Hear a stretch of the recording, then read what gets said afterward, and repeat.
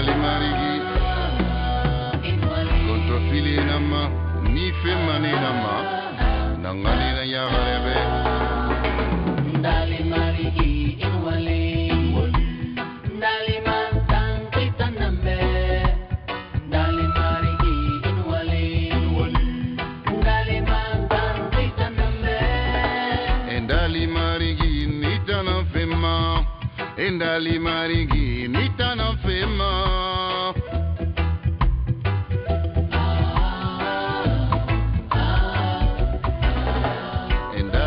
Chers auditeurs, je vous dis bonsoir et bienvenue dans ce grand débat politique. C'est un plaisir, et toujours un plaisir pour moi de servir cette grande communauté. On s'excuse du retard, on est en retard de 30 et quelques minutes. C'était dû d'une petite panne technique qui est déjà réglée. C'est comme ça se passe. Hein. Les techniciens ont tout de suite cherché à régler cette petite panne. Et alors, nous allons ouvrir ce débat de ce vendredi, comme promis. C'est comme ça se passe tous les week-ends, du vendredi au dimanche. Bienvenue dans ce grand débat politique sur la radio de la diaspora, la Basse-Côte internationale. Je vous dis bonsoir.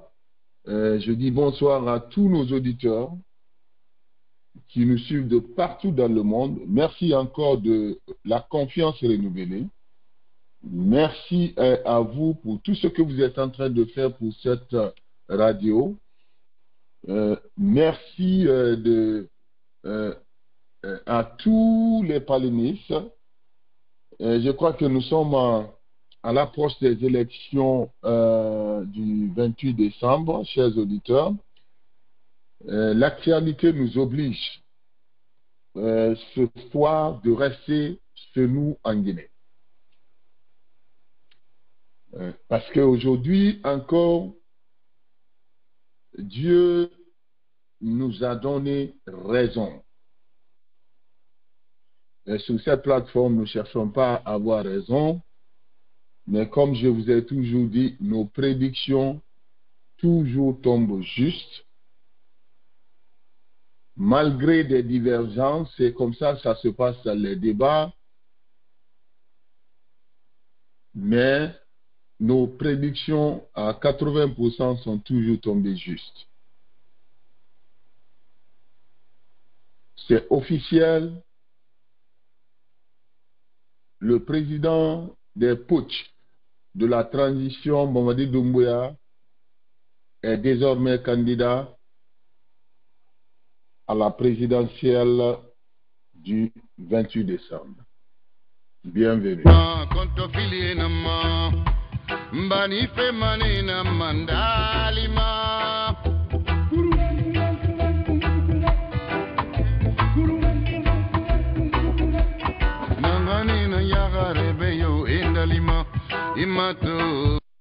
Une annonce qui a fait trembler cette scène politique, mais nous, on n'a pas été surpris.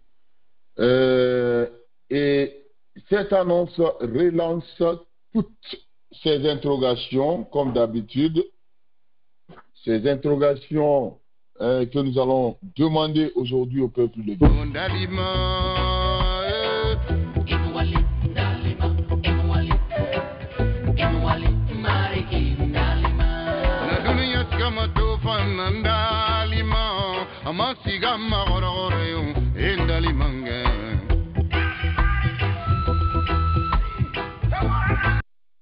Quelles seront les conséquences économiques de cette candidature et quel impact sur la cohésion sociale et l'avenir de la Guinée?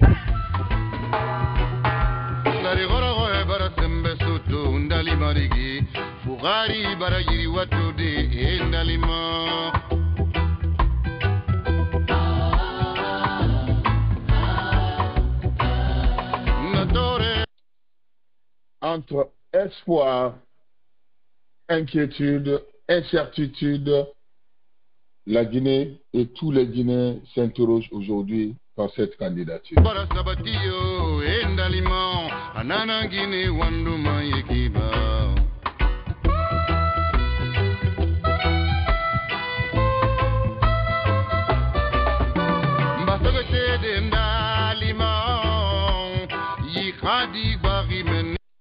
Dans ce grand débat de ce samedi et de ce vendredi, nos panélistes,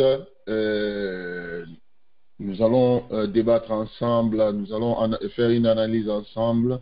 Il faudrait que ça soit une analyse citoyenne. Nous allons décrypter ces enjeux d'une décision, je ne sais pas comment on appelle, si c'est une décision historique pour Mamadi, mais c'est comment les autres Guinéens ont qualifié cette décision historique que lui, Mamadi, considère comme historique avec son clan. Nous allons écouter aussi de l'autre côté. Il y a beaucoup de réactions par rapport à cette décision de Mamadi Doumbouya.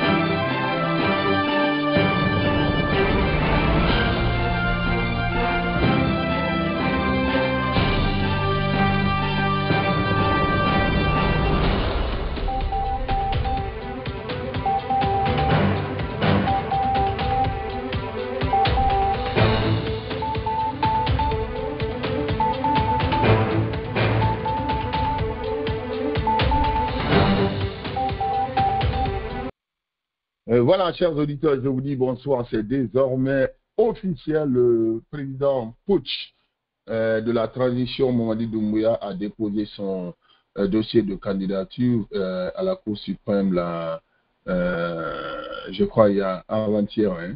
Donc, cela a confirmé ainsi son entrée dans la course à la présidentielle. On a suivi les images comme vous, des propagandistes encore ce jour-là. Nous allons donner nos points de vue, nous allons faire une analyse par rapport à cette manière de dépôt de candidature qui fait vraiment beaucoup d'écho dans la cité actuellement, mais nous, on n'est pas surpris de cette annonce, une annonce d'ailleurs qui provoque un véritable séisme politique et relance le débat national sur l'avenir de la Guinée, tant sur le plan économique et social. Et puisque nous, notre inquiétude, c'est l'incompétence de Mamadi. Pour d'autres, il met ça sur le plan ethnique. Pour d'autres, c'est sur le plan politique. Et nous débattons, nous critiquons Mamadi parce qu'il n'a pas d'expérience. Il ne pourra rien faire pour la Guinée. Et moi, je suis catégorique là-dessus. Nous allons rentrer dans... nous allons rentrer encore dans cette pagaille. Vous avez déjà vu les 4 premières années. Rien ne va changer. C'est pas Mamadi qui gère. C'est un groupe d'incompétents qui entoure Mamadi qui gère ce pays-là. Donc, il y a de quoi nous, ce débat que nous relançons, ce débat national sur l'avenir de la Guinée, tant sur le plan économique que social, nous savons que ça aura des impacts économiques, plus d'impacts économiques même et social que les 4 dernières années. Vous avez vu les 4 dernières années là, on est tombé même en manque de liquidité. Et vous voulez donner 7 ans à quelqu'un qui est assis là-bas et comme un maboule qui ne connaît rien de la gestion publique, vous voulez mettre ce pays-là en retard encore. Nous allons parler de ça. Parce que l'annonce de cette candidature marque un tournant très décisif dans la transition guinéenne. Puisque personne ne voulait que Mamadi se présente. Les propagandistes ces propagandes qui se passaient sur les réseaux sociaux, dans les tout le monde savait que c'était de la propagande. Il n'aimait pas Mamadi.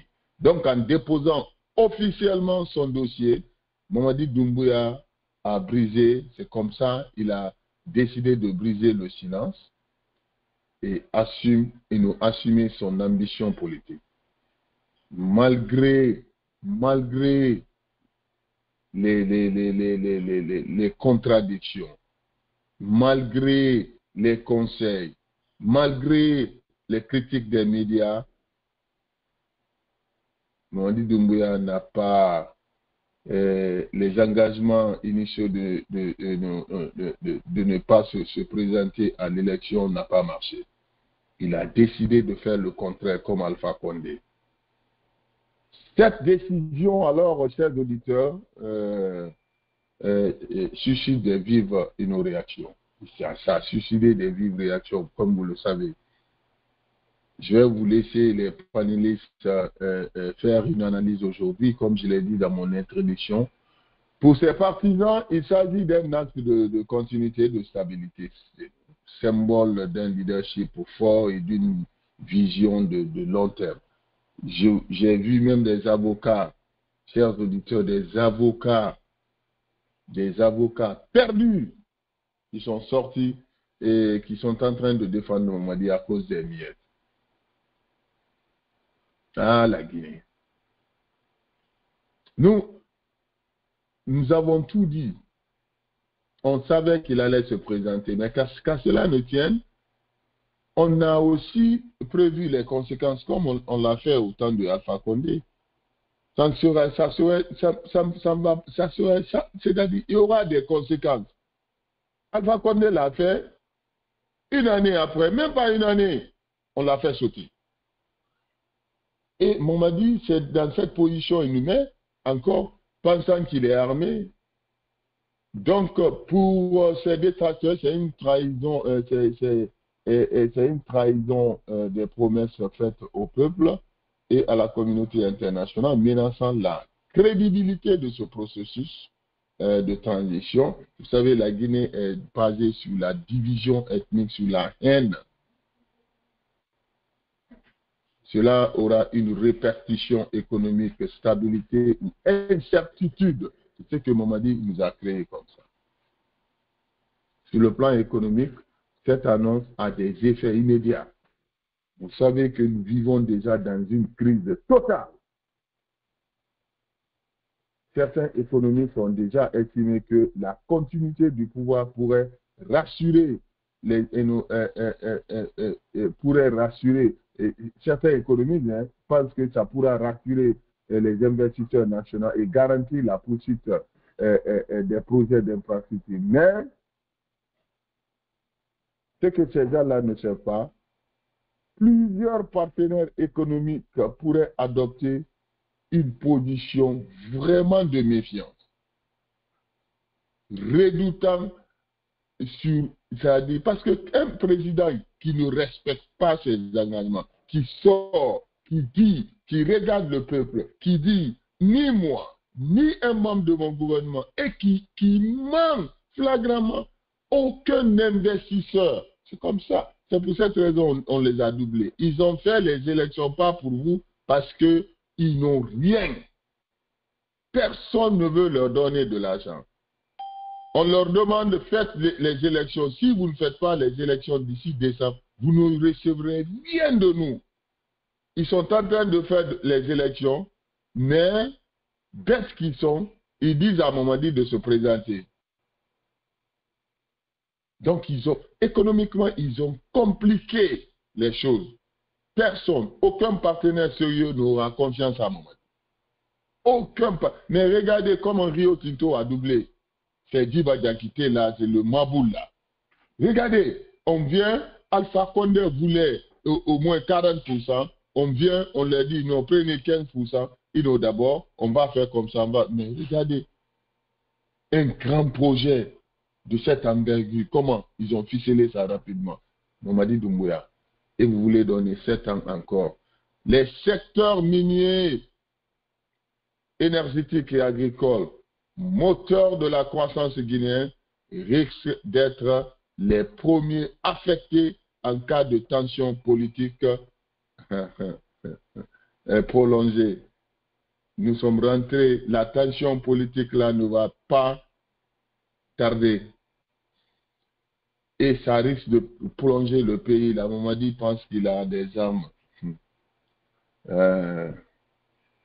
Donc la Guinée est rentrée dans cette tension politique. Mamadi a créé ce climat social qui est déjà sous tension. Vous savez, c'est un pays qui vit dans... Tout est ethnique. Chacun, malgré qu'ils sont pauvres, chacun s'aligne derrière son ethnie. Pour quelle raison? Mais ils sont en train, en attendant, de mourir de faim. Mourir de faim. mais ce pays-là a besoin d'un leadership. Ils sont pauvres, mais extrêmement pauvres, mais ils sont derrière leur ethnie. C'est ce qui se passe. C'est ce qui s'est passé avec Alpha Condé. C'est ce qui est en train de se passer. Alpha Condé est tombé. Mamadi est venu, c'est la même chose. Il va tomber aussi. En ce moment, les gens vont comprendre que ce n'est pas cette affaire ethnique-là que les Guinéens ont besoin. C'est que les Guinéens sont pauvres. Et ils sont extrêmement pauvres. C'est pour cette raison qu'ils rentrent dans toutes ces pagailles-là. Si nous prenons cette candidature au niveau social, la candidature de Mamadi Doumbouya va diviser profondément une partie de la population, qui fait même 80% de la population est divisée, ne veulent pas de Mamadi Doumbouya. Mais comme il a des armes, il donne l'argent par-ci, par-là. Voilà. On dit la réforme. Mais nous, on a dit ici, combien de fois, la sécurité des Guinéens devrait être une priorité pour Mamadi, parce qu'au moins c'est un militaire, il doit avoir un crédit par rapport à la sécurité. Mais c'est lui-même et son clan qui tuent, qui enlèvent les Guinéens. Vous voulez lui donner 7 ans encore. Mais tant pis pour vous. Et vous êtes assis. Ils sont en train de vous imposer une constitution malhonnête, mal ficelée. Vous les Guinéens, vous êtes assis. Une constitution de pagaille qui autorise à Mamadi de faire tout ce qu'il veut. Voilà. Mais les Guinéens ne voient pas. Je vais vous parler encore une autre partie. Un risque, c'est-à-dire le danger qui court la Guinée actuellement. Il y a 3 pays qui courent des dangers actuellement en Afrique. Il y a la Guinée, la Côte d'Ivoire, le Cameroun, le Madagascar. 4. Quand le jour ça va péter dans ces pays-là. On m'a dit à taper poteau. Parce que ces 4 pays-là risquent de fracture nationale. Et quand ça pète, ça va péter. Hein, c'est que Mamadi il sera la cause et son clan. Ils vont le regretter. Donc, cette fracture-là crée c'est-à-dire, les Guinéens sont très inquiets que cette compétition électorale se transforme en confrontation politique et communautaire. C'est une analyse de certains Guinéens. Hein, parce que la manière dont il s'est présent, c'est-à-dire ça s'est passé, c'est tellement malhonnête de la part d'un président de ce groupe de bandits-là. Vous avez vu comment Mamadi est parti se présenter? On dirait que la Guinée partait en guerre contre un autre pays. On n'a pas affaire à des jeunes sincères, c'est des jeunes malhonnêtes, mal formés, qui sont venus tuer les gens à Sertouria. Regardez comment ils sont en train de faire.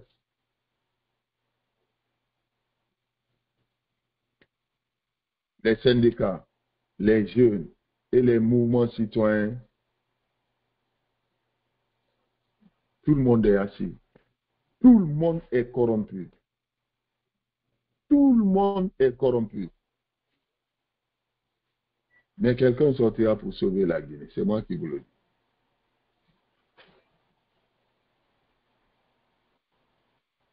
Alors, bienvenue dans ce grand débat politique.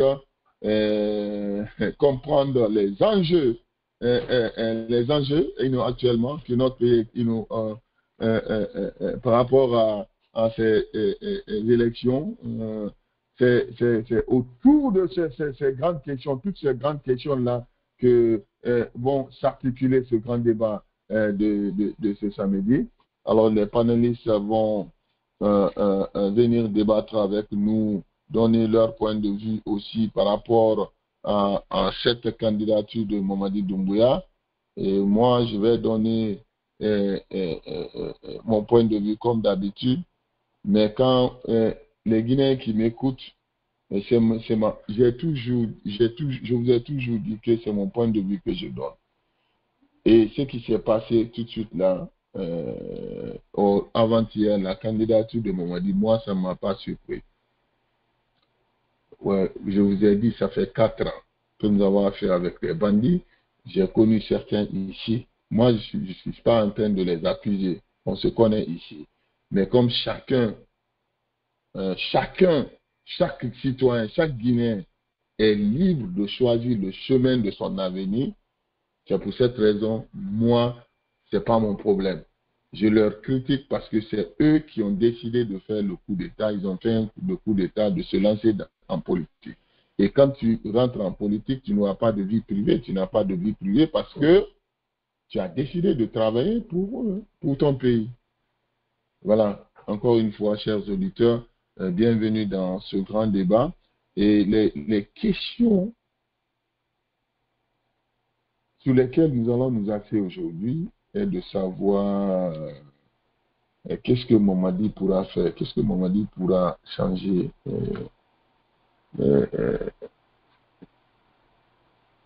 C'est-à-dire, qu'est-ce qu'il pourra faire pour ce pays-là? Qu'est-ce que Mamadi peut? Je parle aux Guinéens, qu'est-ce que Mamadi peut faire pour vous? Regardez Djibadjazité. Mais regardez-les. Ce n'est pas une question, c'est-à-dire de jalousie ou de... Non, non, non. Regardez ce qui s'est passé, les cas. C'est-à-dire, le pays même est tombé en manque de liquidité. Parce qu'ils ne connaissent rien. Que va-t-il changer pour les entreprises, les investisseurs et les ménages guinéens? Qu'est-ce qu'il a-t-il fait les 4 derniers? Rien. Vous voulez lui donner les 7 ans encore? 7 autres ans. Pour quelle raison?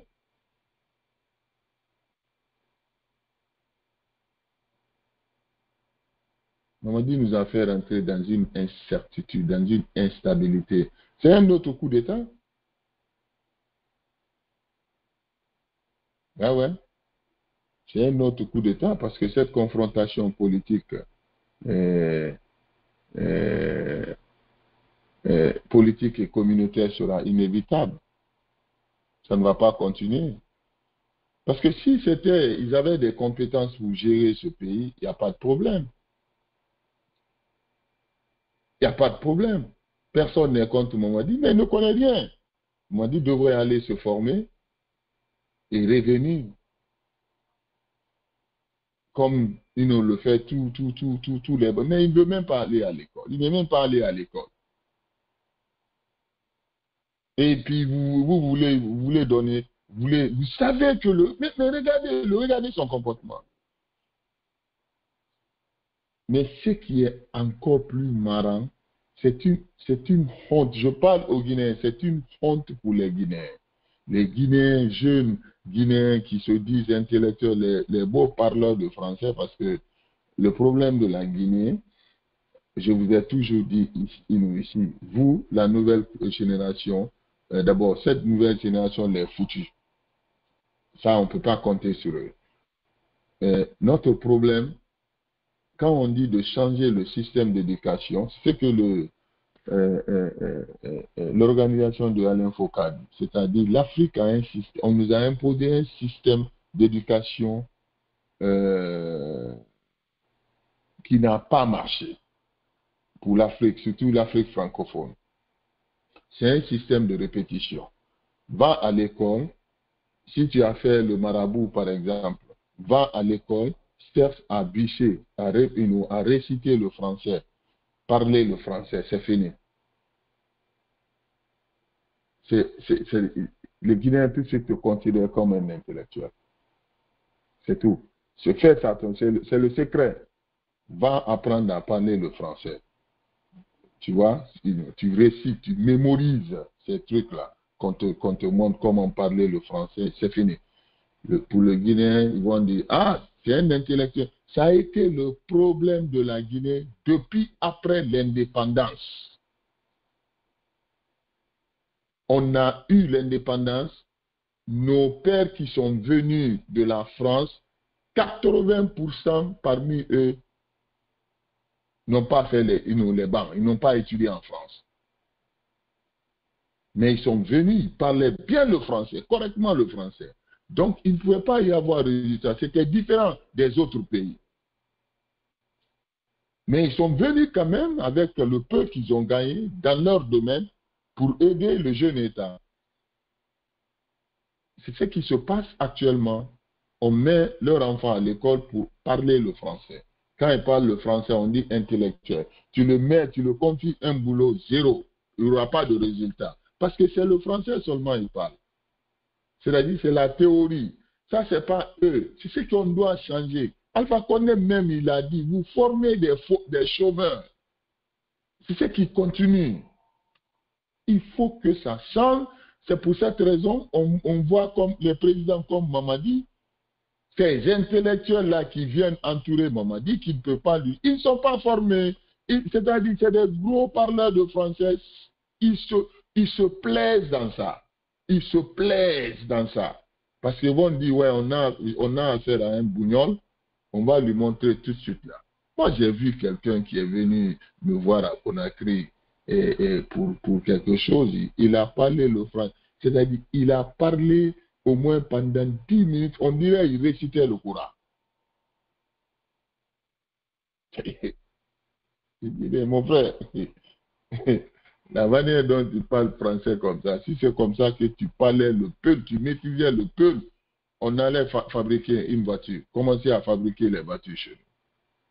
Parce que tu parles le français, et c'est pas maintenant, si c'est toi qui ne comprends pas bien ce français que tu es en train de parler, parce qu'on n'a pas pu matérialiser ce français-là pour nous-mêmes. C'est ça la vérité.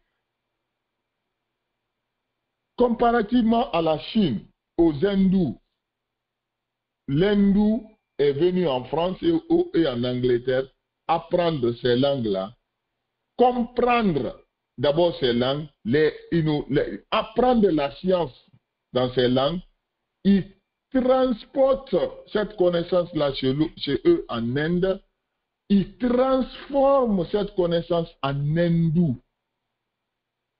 Je suis avec eux ici. En hindou, vous rentrez dans les bureaux, c'est l'hindou, ils parlent entre eux. Vous partez dans les grandes universités maintenant, c'est les hindous. C'est-à-dire, ils ont tout transformé en hindou. Les gens se plaignent sur YouTube avec eux, mais ils s'emballent. Les gens leur demandent de donner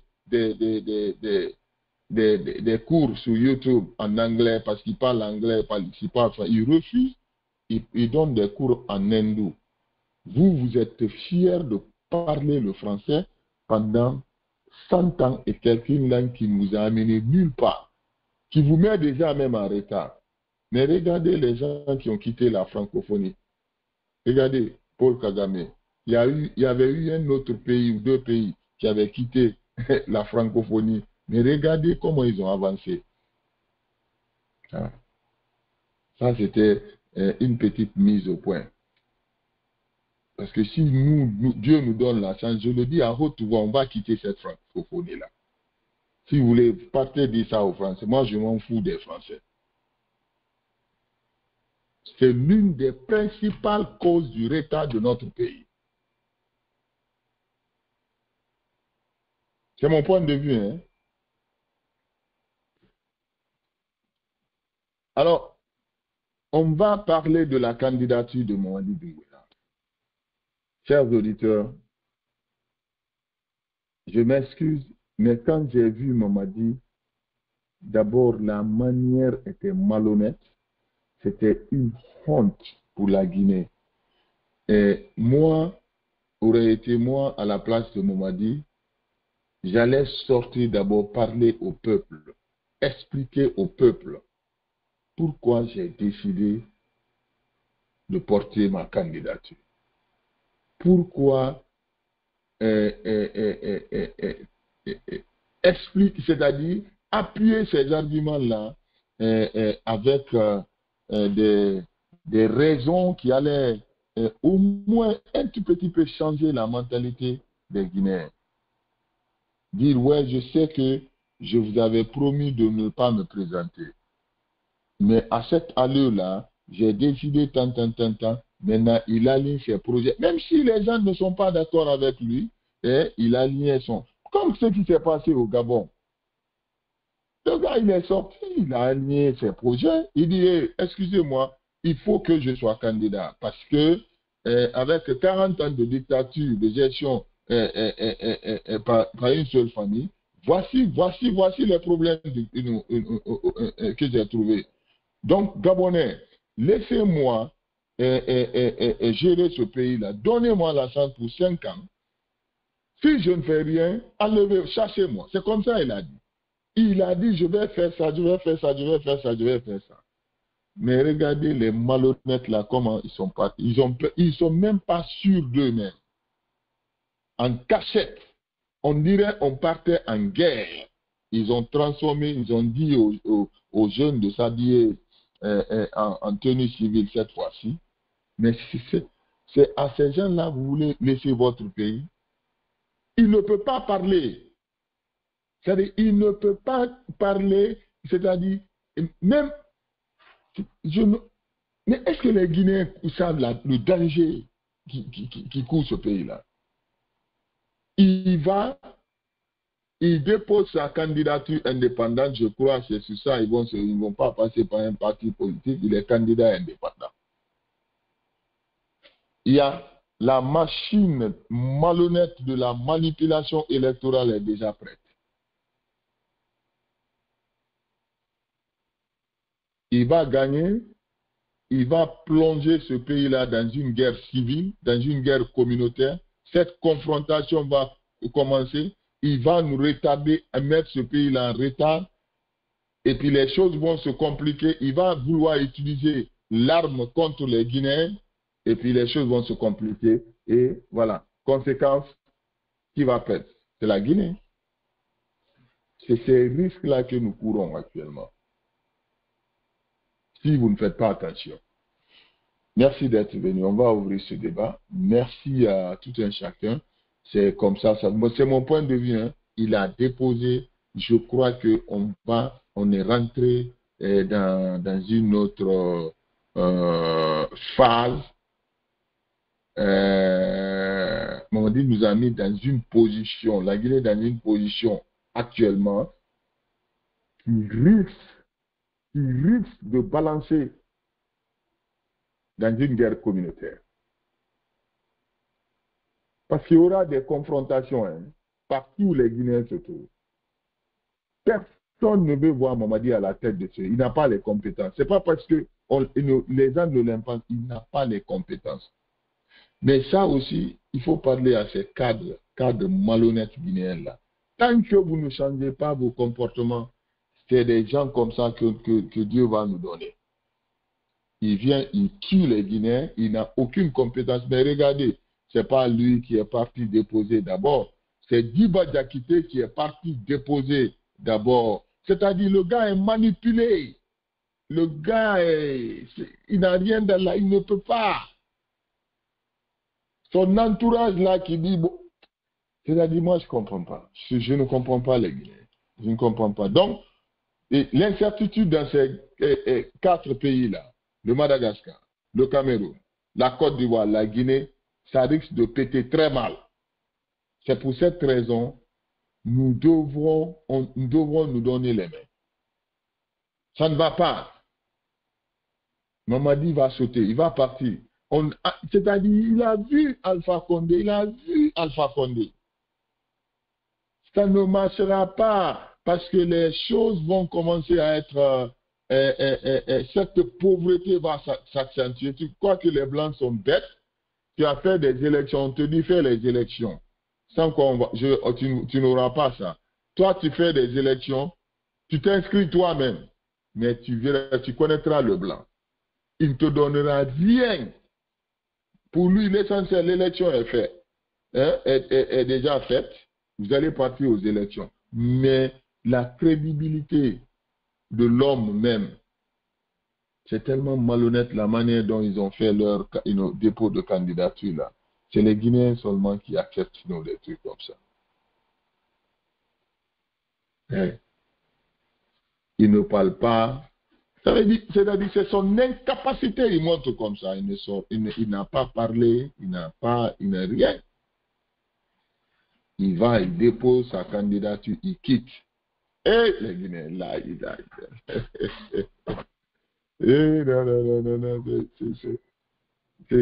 c'est très grave. Merci d'être venu. On va ouvrir ce débat. Je dis bonsoir à tous les panélistes. On était en panne.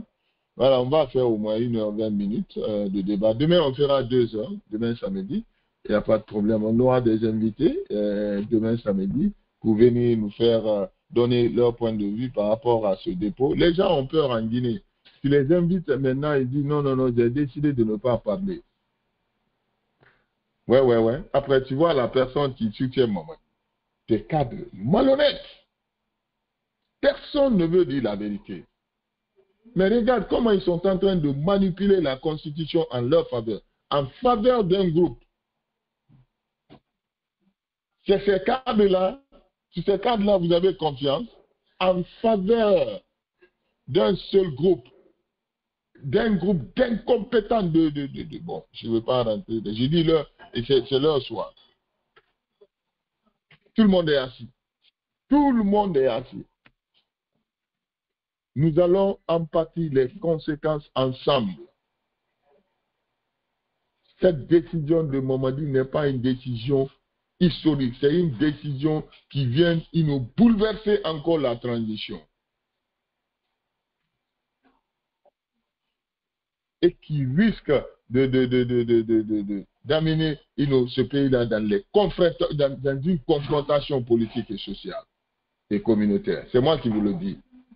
Pour Mamadi, ça ne serait pas comme les autres. Les conséquences seront, c'est-à-dire, lui-même il sera surpris. Il sera surpris pourquoi il a décidé de suivre ces malhonnêtes-là. Merci d'être venu dans ce grand débat. Bismillahirrahmanirrahim. Ndali marigi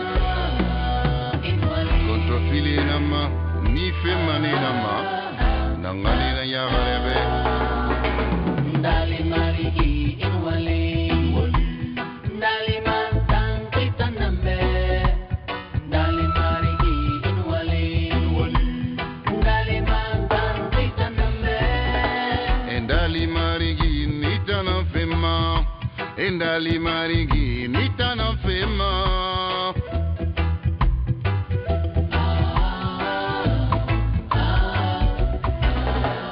Ndali ma kontofili nama mbani fema ni nama ndali ma.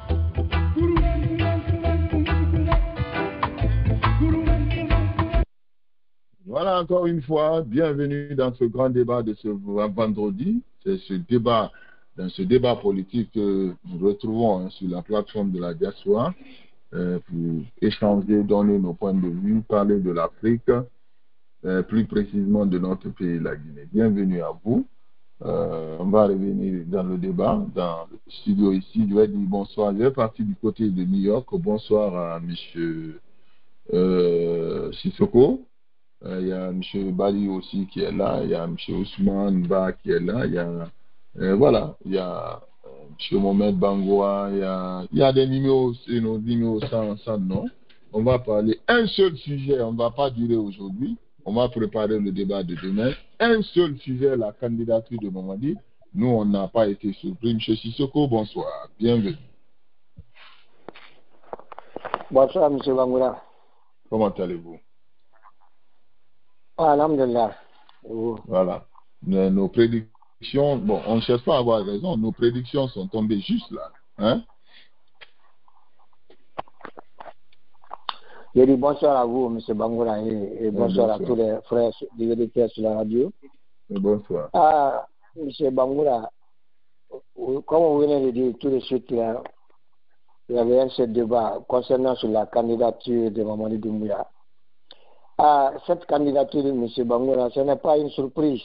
Tout le monde l'a vu venir, M. Bangoura. On a dit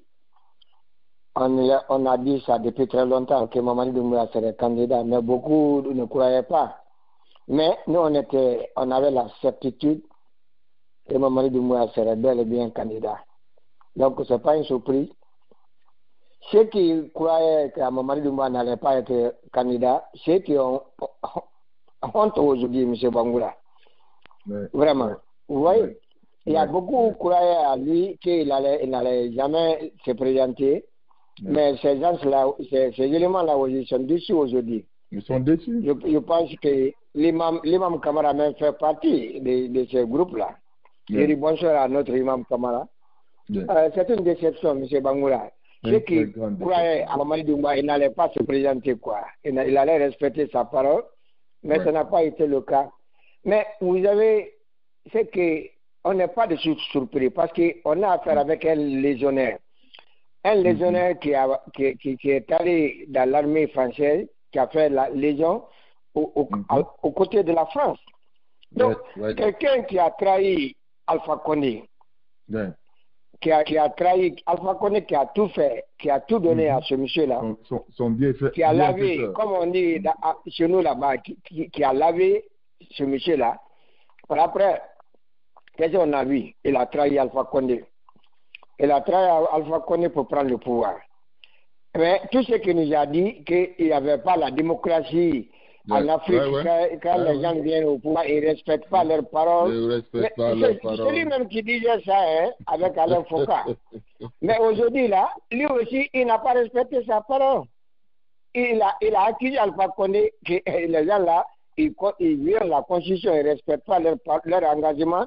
Et lui aussi, il n'a pas respecté ses engagements. Il nie sa parole. Donc, il a trahi non seulement Alpha Condé, mais il a trahi le peuple guinéen.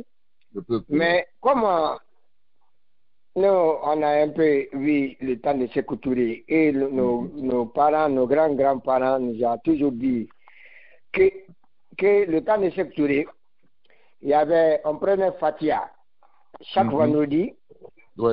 Dans les différentes mosquées, celui qui va trahir la Guinée, que ce dernier la périsse. Donc, ça serait une suite logique. À ce moment, Doumbouya a trahi la Guinée, Dieu va le trahir aussi. Inch'Allah. On va prier que Dieu n'a qu'à donner longue vie et la santé. On verra la suite, M. Bangoura. Mais il n'a pas respecté sa parole, M. Bangoura. Donc, on n'est pas du tout surpris.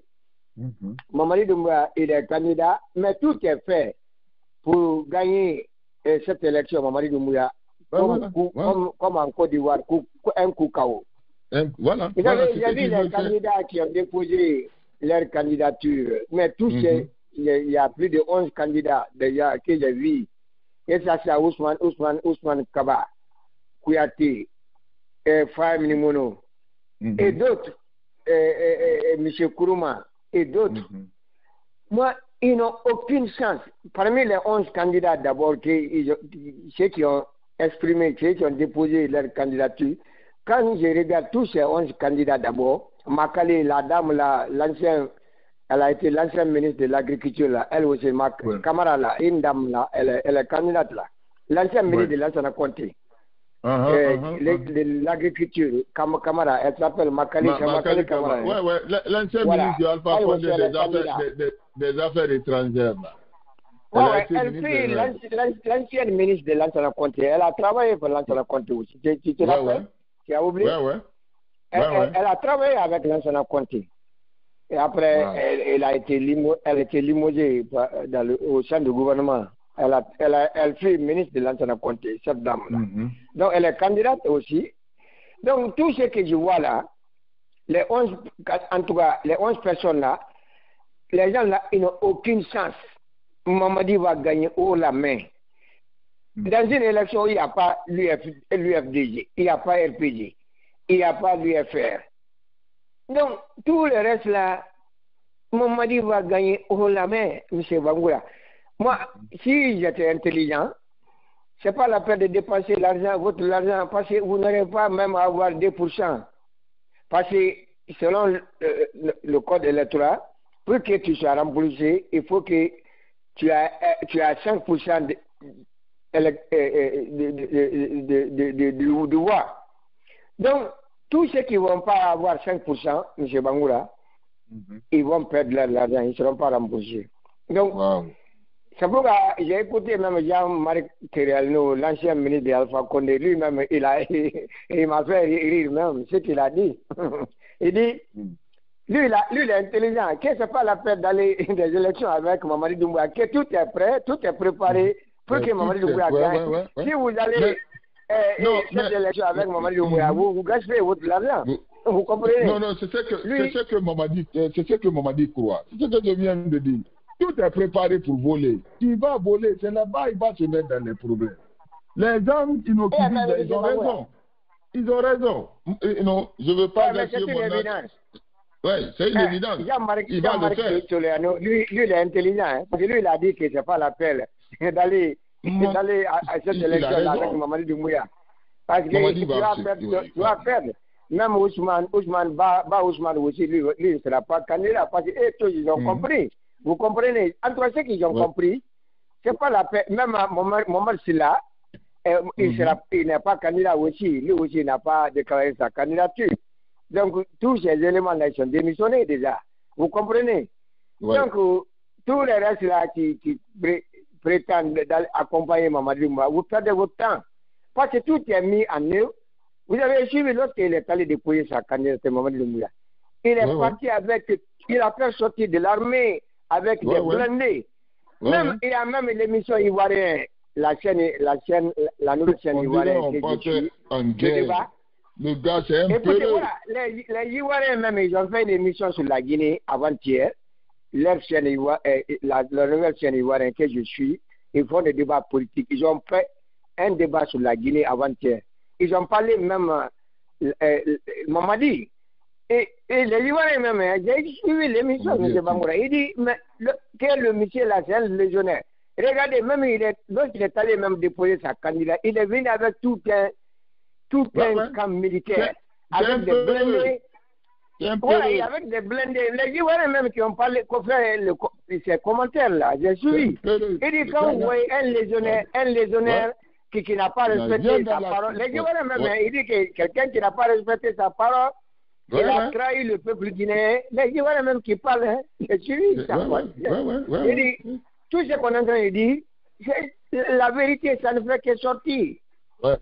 Quelqu'un qui a trahi, il a trahi le peuple guinéen, il n'a pas respecté sa parole, et il utilise la force pour se maintenir. Le pouvoir de Mamadi, c'est la force. Parce qu'il a des armes. Pour lui, tout est ok, Dieu est à côté de lui, mais il oublie quelque chose. Tu peux être fort à un certain temps. Tu ne peux pas être fort à tout le temps. C'est ça qu'il oublie. Donc pour lui, aujourd'hui, il a des armes, il a tout, Donc, il va s'imposer, vous comprenez? Mais on verra la suite. Donc, moi, j'ai fait ceux qui sont en train d'accompagner, et ils me font rire. Quand je vois Ousmane Kaba, Kouyaté, j'ai suivi Kouyaté, regardez Kouyaté qui est dans la complicité. Il dit qu'il a fait le collège, l'examen, il a fait l'examen pour passer le médical. Il dit que cette année, que c'était la meilleure par rapport à l'an 2010, le temps d'Alpha Condé, que tout s'est passé dans les bonnes Lui, il est contre Alpha. Lui, il est contre Alpha Condé. Tout le monde sait ça. Non, il est complice. Il est complice. Il est en train de jouer le jeu de Mamadi. Mais pour lui, il pense qu'il va gagner devant Mamadi, mais il se trompe. Kouyaté, s'il ne l'annule pas, Mamadi Doumbouya ne donnera pas le pouvoir à quelqu'un. Un légionnaire, quelqu'un qui est allé prendre le pouvoir par la force, il ne va jamais donner le pouvoir à quelqu'un. Les gens là, ils vont accompagner en pensant qu'ils vont gagner. Vous vous trompez, les Kouyaté là. Vous vous trompez. Mamadi Doumbouya ne va pas donner le pouvoir à aucun leader là-bas. Qui sont très mal parti encore. Très mal. Oui. Donc, ils ont bradé. Regardez ce qui se passe dans nos mines. Ils ont créé une compagnie, Nimba Mining, avant-hier là. Ils étaient tous à bouquer là-bas comme ça. Pour renégrer, parce qu'ils ont retiré le permis de GAC. C'est-à-dire les stocks de GAC là, ils ont commencé à exploiter ça. Ils ont créé une société Nimba Mining Company, qui est une entreprise guinéenne, qui est en train de gérer. Donc, quelqu'un qui ne connaît même pas les mines, c'est lui qui est en train de gérer. Donc, tous nos mines là, ils ont bradé tout, M. Bangoura. C'est une minorité des Guinéens qui est en train de profiter par rapport à une grande majorité qui vit dans la pauvreté. Vous comprenez? Vous voyez l'élection qui s'est passée à New York, pourquoi le nouveau maire a gagné? Parce qu'il a bâti la campagne sur la vie chère, c'est-à-dire tous les multinationales qui sont à New York, qui sont en train de s'adresser sur le dos de la population. Et le monsieur est venu, il a dénoncé ça. C'est pourquoi il a gagné le nouveau maire de New York. Un jeune de 34 ans. Vous comprenez? New York aujourd'hui fait partie de l'une des villes les plus chères au monde. New York. C'est un Africain. C'est un Africain. Non, il est indien, mais il est né en Afrique, Ouganda. Il est né en Afrique, voilà, il est né à Ouganda. Ouganda. Mais ses parents, il est indien d'origine. Vous comprenez? Il est venu ici très jeune, à l'âge de 7 ans, 8 ans. Il est venu ici. Il a 34 ans. Le plus jeune maire de New York, 34 ans. Donc, oui. Donc, les gens veulent le changement. Mais Mamadi, ça fait 4 ans de transition. Qu'est-ce qui a changé? Les Guinéens sont toujours dans la misère, M. Bangoura, dans la pauvreté. Le pain qui se vendait sous Alpha Condé à 4 000, sous Mamadi Doumbouya, un pain est parti à 5 000 francs guinéens. Vous avez suivi Alpha Condé est en bonne mine. Hein? Alpha Condé était hier en Angola. Ils ont invité Alpha Condé. Tu n'as pas suivi ça? Le Coro Alpha. Mais il est en forme. Alpha Condé, il est en forme. Hein? J'ai vu l'image d'Alpha Condé hier, mais c'est incroyable. Parce que les Sénégalais, lorsqu'ils ont enlevé Alpha Condé, ils ont dit Alpha Condé n'allait pas faire 6 mois, il allait mourir. Vous comprenez, ils ont menti quoi, au RPG. Qu'Alpha Condé était malade, il était condamné. Mais le vieux Koro, il est en bonne santé. Il était en Angola avant-hier. Mais il a été récompensé même par le président angolais parce que c'était l'indépendance de l'Angola. C'est-à-dire la Guinée a participé à la libération. Donc, ils ont invité Alpha Condé là-bas en tant que président de la Guinée. Mais le président même qui est là-bas, c'est un ami d'Alpha Condé. Le président angolais, c'est un ami. Mais s'il est parti pour l'indépendance de ce pays-là, ça, on le considère étant le président encore? Oui, c'est lui qui a été invité, Alpha Condé. Il a été invité. J'ai vu Koro, il était bien habillé, bien cravaté. Il souriait, il est bien habillé. On dirait qu'il n'était même pas, on n'a pas enlevé Alpha Condé au pouvoir. Il est en bonne santé. Amen. En bonne santé. C'est le vieux Koro. Donc, Je l'ai vu. Mais Sissoko, la manière dont Mamadi est parti pour déposer sa candidature. Et moi, j'aimerais que nous faisions une analyse très approfondie parce que pour certains Guinéens, c'est tellement malhonnête. Ils devraient au moins faire une petite déclaration, hein, disant, bon, voici ce qui me pousse à me présenter aux élections pour des raisons telles. Il n'a rien dit, il a pris. Voilà. Qu'est-ce que cela doit dire aux Guinéens, quoi? Les Guinéens qui nous écoutent. Mais nous sommes toujours dans une trahison. Les gens sont en train de trahir. Vous comprenez? Normalement, il est militaire. Quand il doit déposer sa candidature, il devrait démissionner de l'armée. Il n'a pas démissionné. Et rien. En tout cas, on n'a pas une information officielle qui dit que Mamadi Doumbouya a démissionné au sein de l'armée. Il n'a pas démissionné. Normalement, vous savez, les articles de notre constitution 182 interdit à tous les militaires de faire la politique. Les militaires. Ils doivent voter, mais ils ne doivent pas faire la politique. Si tu dois faire la politique, tu dois démissionner, tu dois enlever la tenue, tu reviens à l'état civil, après tu vas faire la politique. Mais il est allé déposer sa candidature et n'a même pas. En tout cas, ils n'ont pas dit qu'il a démissionné dans l'armée, rien. On ne connaît pas. Il n'a pas, c'est pas officiel. Il n'a pas démissionné. Il n'a pas démissionné. Donc, il est en train de régner par la force. Donc, il utilise la force. Vous comprenez? Voilà. C'est ça. Donc, on n'est pas du tout surpris. Tout ce qu'il est en train de faire, il a l'armée, il a la police, il a la gendarmerie. Donc, il est en train de régner par la force. Donc, on verra la suite. Non, en toi, nous, on n'est pas surpris, hein, sa candidature. En toi, ceux qui croient à lui, comme notre imam, vraiment, c'est une déception, imam Kamara. C'est ça que moi, je pourrais dire, M. Bangoura. Merci. Merci à vous, M. Tsoko. Restez dans le débat. Aujourd'hui, on ne va pas durer. C'était pour faire un commentaire sur. Je vais dire à M. Bari bonsoir. M. Abdel Bari bonsoir. Je ne sais pas si M. Bari m'entend.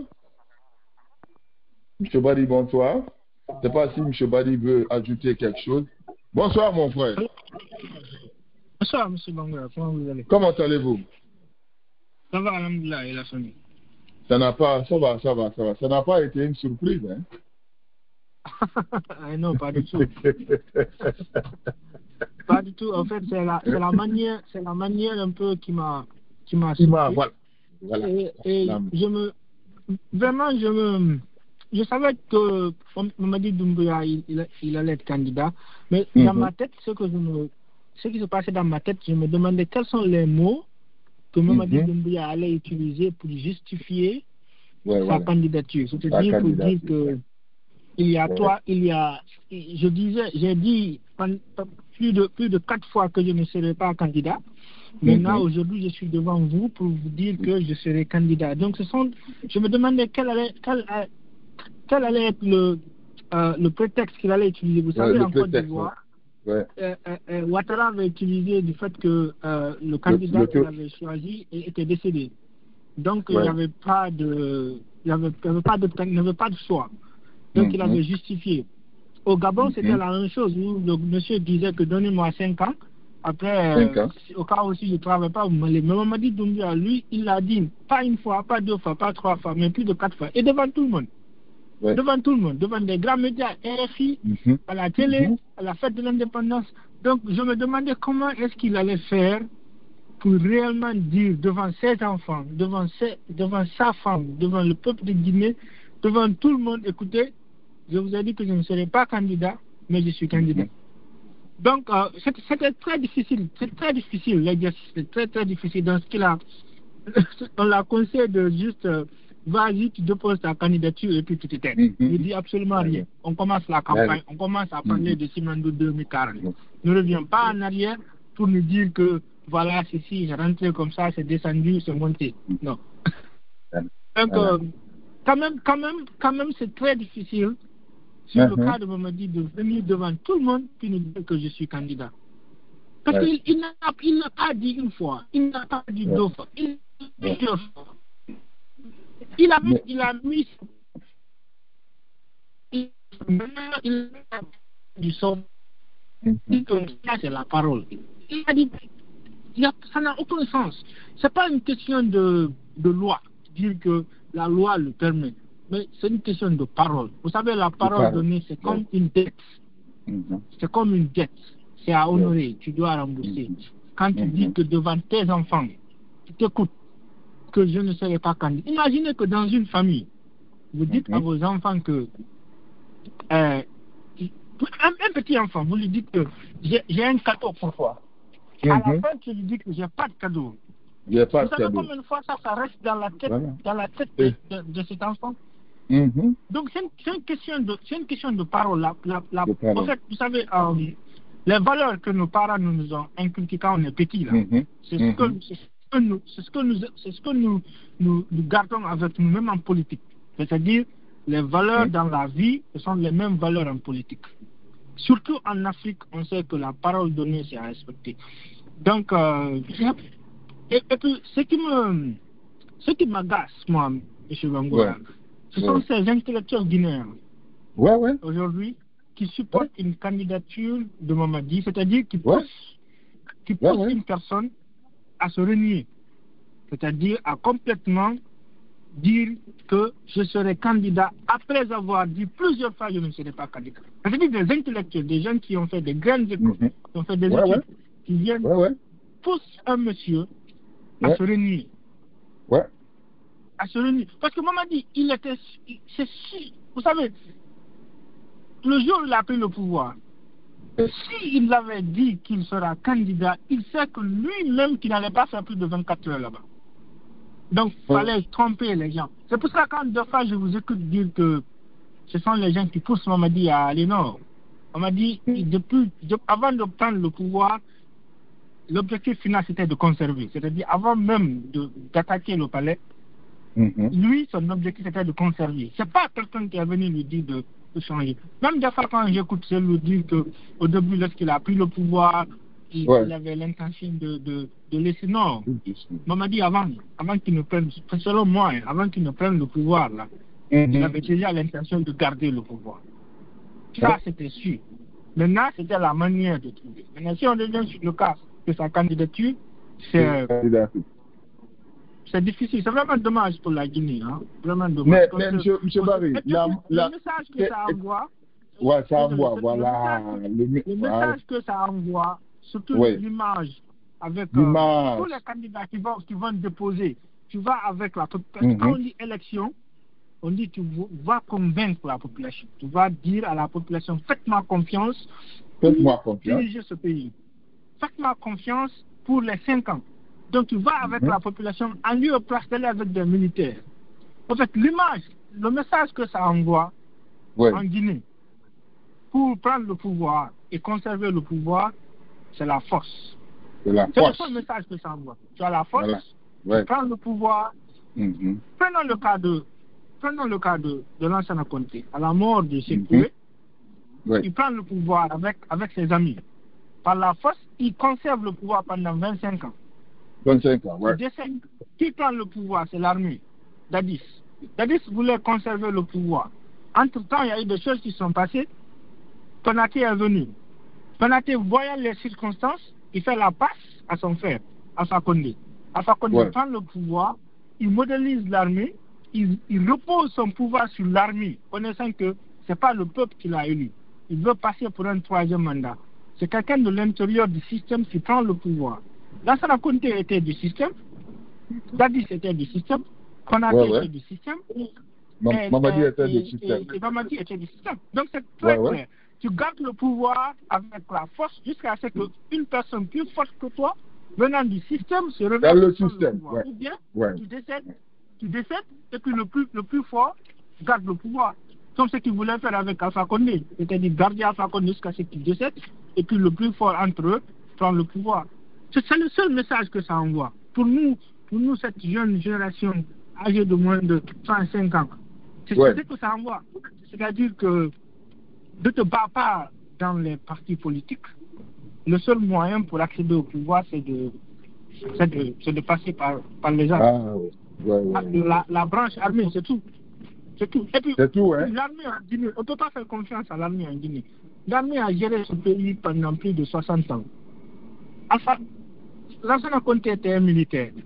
Datis, Konate était un militaire. Alpha vient, il repose son pouvoir sur les militaires. Donc les militaires sont responsables à 100% de tout ce qui s'est passé en Guinée.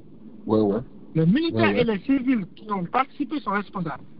La plus grande majorité, ce sont les militaires. Ils ont participé, ils ont géré ce pouvoir. Les militaires, au temps de Alpha, c'était eux. Le pouvoir les appartenait. Au temps de Lansana Conté, on n'en parle pas. Même au temps de Sékou Touré, la ministre que Sékou Touré avait. C'était dans l'armée. Donc l'armée a toujours géré le pouvoir en Guinée. Il ne faut pas venir résoudre tout sur des civils. Dire que ce sont les civils qui ont géré pendant 50 ans, ils n'ont rien pu faire. Mais non, c'est vous, l'armée, vous étiez dedans. Mamadi était Mamadi, c'est eux qui ont poussé Alpha Condé. Mais M. Bari, tu viens d'évoquer,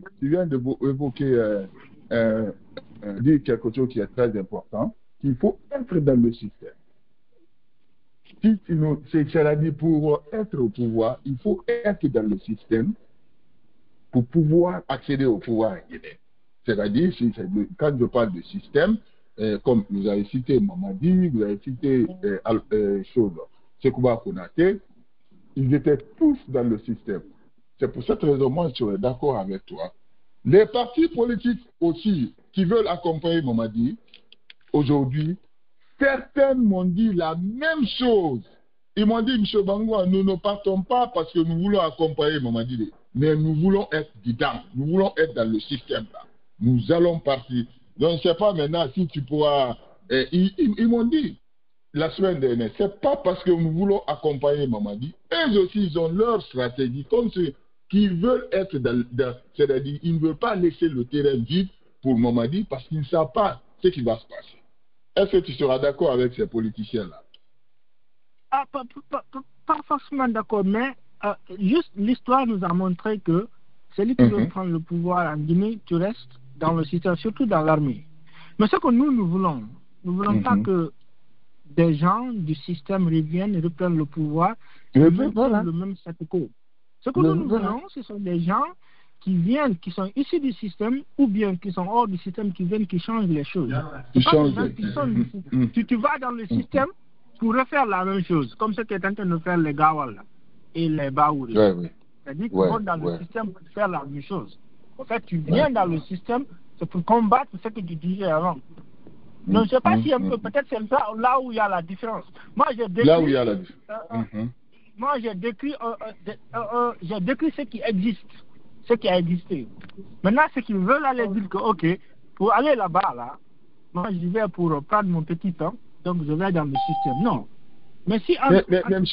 Bari, mais comme tu viens de dire, l'image que le CNRD, Mamadi surtout, veut donner à la génération future par rapport à sa candidature. Parce que il y a un jeune qui m'a appelé avant-hier, dit, mais M. Bangoua, mais comment on doit appeler Mamadi s'il devient, est-ce qu'on peut avoir confiance en lui s'il devient président dans cet état-là? C'est vous les jeunes, non? Le gars, il vient, il ment, il nous regarde, il dit, ni moi, ni telle personne. Et il va clandestin, parce que M. Bari, c'est tellement malhonnête de sa part. Il ne dit rien, il n'a pas de programme, il prend sa troupe armée, ils vont déposer le dossier, il quitte. Je dis, mais regarde la manière, est-ce que tu peux avoir confiance en un individu comme ça de gérer la Guinée? C'est ce que je l'ai dit. La manière, M. Bari, c'est malhonnête, c'était tellement malhonnête. Moi, j'ai pris c'est ma tête que j'ai pris. J'ai dit, mais regarde, mais ça c'est une honte. Mais même pour l'armée guinéenne, M. Bari, c'est une honte. Oui, mais quelqu'un qui a fait ça, tu vas aller devant maintenant la population pour vous dire, je vais vous donner l'électricité, l'eau, blablabla. Mais est-ce que vous allez croire à cette personne? Vous savez, un politicien, c'est la parole et son parcours. C'est-à-dire ce que tu dis, que je veux faire, ou ce que je veux faire, c'est ton parcours. On regarde, ok, il a dit c'est ce qu'il veut faire, maintenant son parcours. Est-ce que réellement, on doit avoir confiance?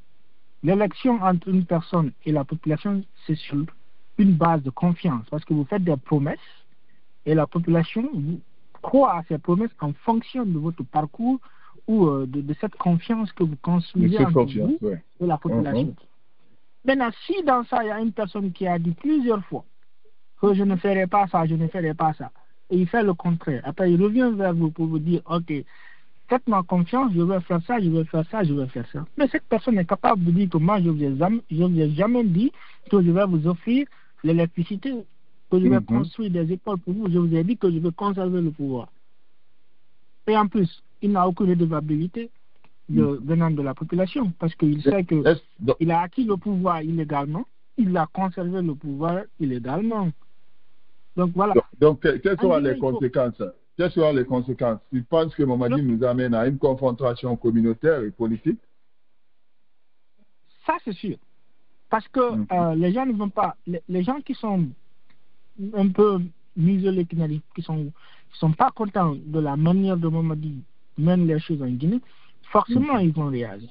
Forcément, à l'intérieur, il y aura des gens qui attendent la bonne opportunité pour bondir. Donc, les conséquences seront là. Attendons de voir ce qui va se passer. Attendons de voir. On risque de rentrer dans un autre coup d'État?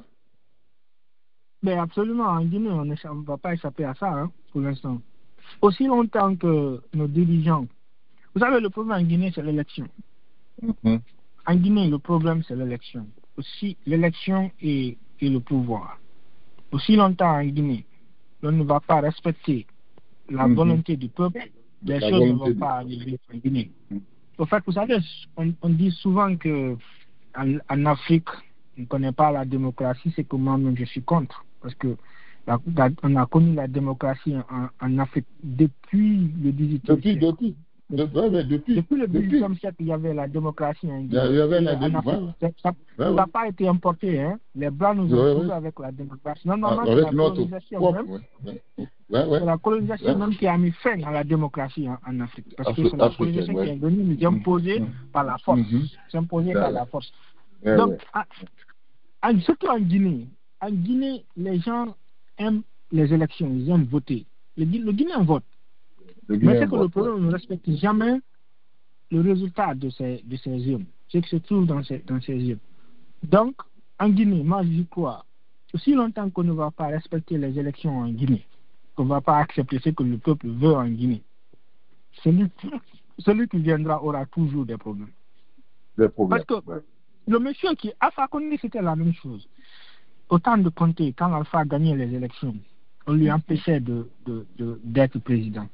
Il y avait une grande majorité qui supportait Alpha. Donc, ceci n'adhérait pas à la vision de Conté. Tout ce qu'il faisait, il allait saboter. Parce qu'il ne se voit pas à Conté. Et plus ça dure, plus le président se radicalise. C'est la même chose qui s'est passée avec Alpha. Alpha, en 2010, il vient.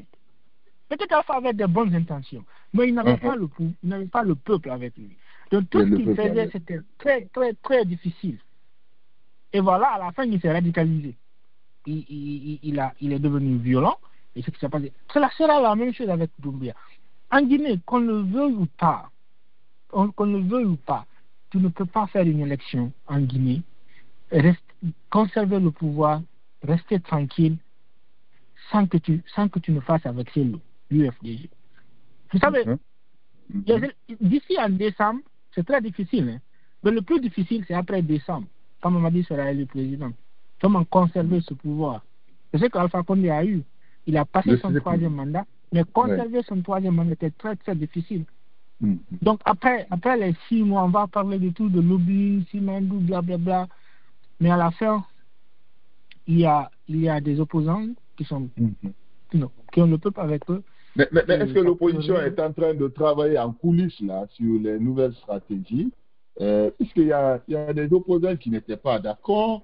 Moi, j'ai parlé avec certains opposants, M. Barry, il y a 3 ans de cela, qui étaient catégoriques. Ils disent non, Mamadi ne va pas se présenter, que la nouvelle constitution ne lui permet pas. J'ai dit, mais mon frère, c'est pas ça que moi je vois. Hein. Ces gens-là, c'est des bandits. Moi, je crois que la nouvelle constitution là ouvre toutes les portes. Même pas pour Mamadi Sonko, pour tous les Guinéens. C'est ça la gravité. Ils ont dit non. Alors aujourd'hui, je ne sais pas quelle analyse ces opposants ils nous font par rapport à cette candidature. En tout cas, moi, ça ne m'a pas surpris. Mais est-ce qu'ils sont en train de travailler sur une nouvelle stratégie? Vous avez des informations? Est-ce que non, pas du tout. J'ai pas du tout d'informations. J'ai pas du tout d'informations, mais tout ce que je sais, c'est au peuple. Au peuple maintenant. C'est aux Guinéens de se rendre, c'est aux Guinéens de se faire respecter. De se faire respecter. C'est aux Guinéens de se faire respecter. C'est aux Guinéens de dire que ça suffit, qu'une personne ne peut pas venir nous mentir, conserver le pouvoir, faire ce qu'elle veut. Une personne ne peut pas venir, ne pas faire des écoles pour nous, des routes pour nous. Une personne ne peut pas venir parler au nom des Guinéens sans que nous lui donnions notre décision qui nous représente. C'est aux Guinéens de le dire. Et surtout, c'est aux Guinéens de faire de telle sorte que... Parce que c'est un précédent très dangereux. Lorsque le président devant tout le monde dit que je ne serai pas président, après il renonce à ça. Le Guinéen laisse passer, mais tous les intellectuels guinéens qui s'en foutent de la parole donnée, mais vont dire que mais ce peuple va accepter tout ce qu'on dit. Aujourd'hui, on peut dire une chose et faire le contraire. Il faut imposer le respect. Quand ton fils te dit que je vais faire ça, il faut qu'il honore cela. Il faut que le Guinéen impose. C'est extrêmement important parce que des gens comme Makanera qui viennent dire une chose et son contraire, si on a des gens comme les Makanera en train de gérer l'avenir de ce pays, mais c'est extrêmement dangereux. Un élève aujourd'hui qui fait le bac dira que même le président n'a pas respecté sa parole. Vous voulez que je fasse quoi? Aux États-Unis, tu n'oses pas faire ça. Aux États-Unis, quand tu dis quelque chose il y a 20 ans, on te rappelle ça aujourd'hui, tu maintiens. Quand tu changes, c'est fini pour toi. Tu sors complètement du champ politique. On ne te regarde même pas. On ne te regarde même pas. On a vu comment, avec ces histoires de femmes, ou bien Obama, même avec ses paroles qu'il avait tenues avant, il est venu, il s'est expliqué, il a trouvé une autre manière de le dire. Il a gardé la tendance, ce qu'il voulait dire. Aux États-Unis, en France, partout, dans les démocraties, où les populations se respectent, lorsqu'un politicien dit quelque chose il y a 20 ans, quand tu changes, c'est fini pour toi. À plus forte raison quand tu dis quelque chose qui est fraîche dans la tête. Moi, je me rappelle que ça, c'est très très fraîche dans la tête. Donc voilà un peu. Ça te rattrape. Ça te rattrape. D'accord. Merci à vous, M. Barry. Je vais rester du côté de New York. M. Alpha Barry vient de prendre le train en marche. M. Alpha Barry va faire son analyse.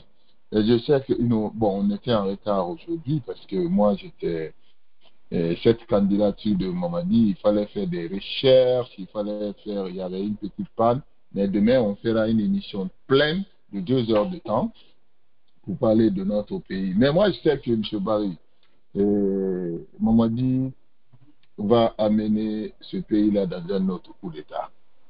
C'est impératif. C'est visible même. La manière dont il est parti faire son dépôt avec tout son arsenal militaire là. Et ils ont demandé aux éléments de force de s'habiller. Ils ont fait habiller les gens en civil, les gardes du corps. J'ai su que il y a quelque chose qui ne va pas.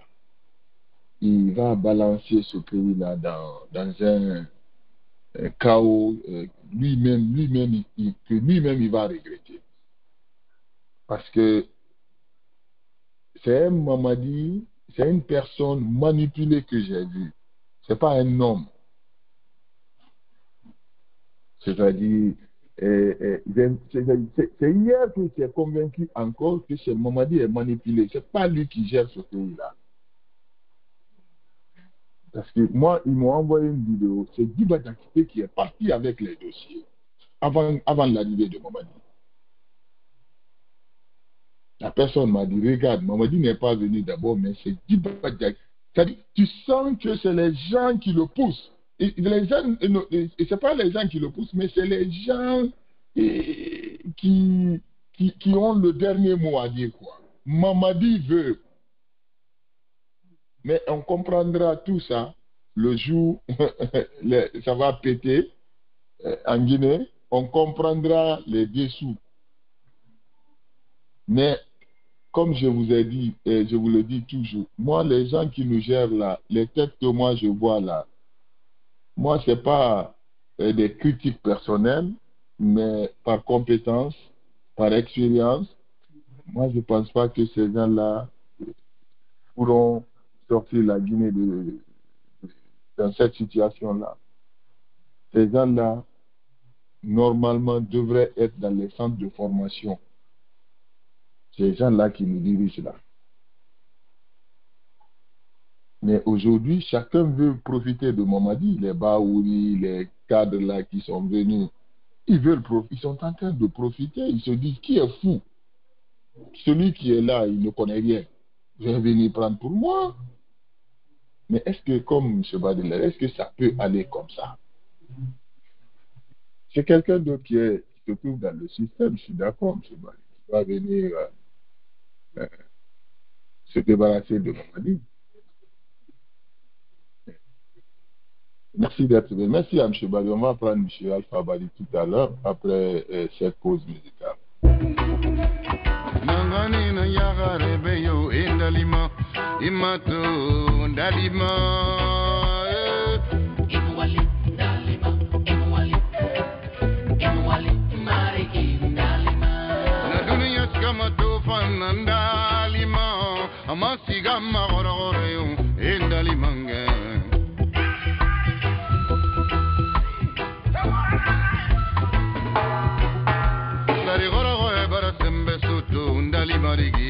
Fugari baragiri watu de endalima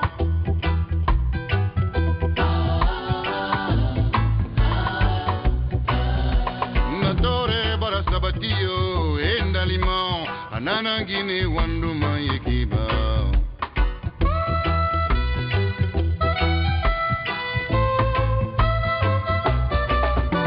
Mbasagate de endalima Yikhadi bari menio ndalima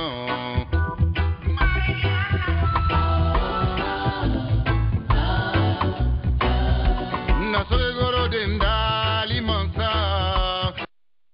Voilà, bonsoir à tout un chacun, bonsoir à tous les panélistes. Demain, ça sera un débat plein, on aura des invités, des grands invités, et puisque nous sommes à un moment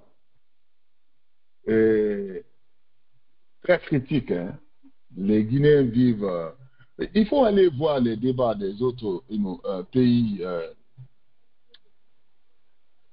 africains. Qu'est-ce qu'ils disent de la Guinée? C'est une honte. Mamadi est une honte pour la Guinée. Je ne sais pas ce que les gens qui soutiennent. Comment les autres pays voient Mamadi, quoi. Je vois les jeunes, ils disent, mais les Guinéens, on a pitié de vous. Qui parle au nom de la jeunesse.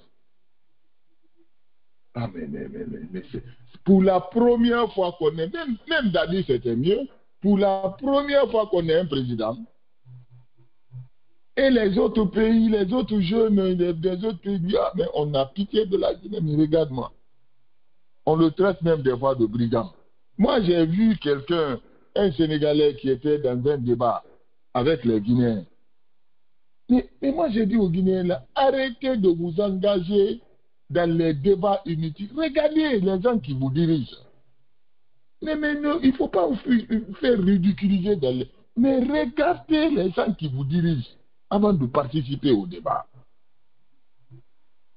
Mais c'est que les Sénégalais, les autres, ils disent ce qu'ils voient.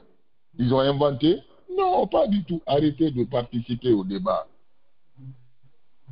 Je ne sais pas. C'est une honte. Occupez-vous de vos dirigeants.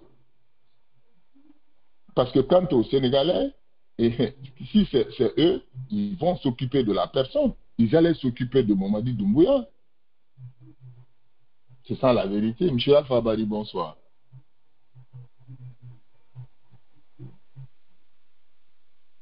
sais pas si M. Alpha Bari m'entend. Est-ce que son micro est ouvert? S'il n'est pas occupé.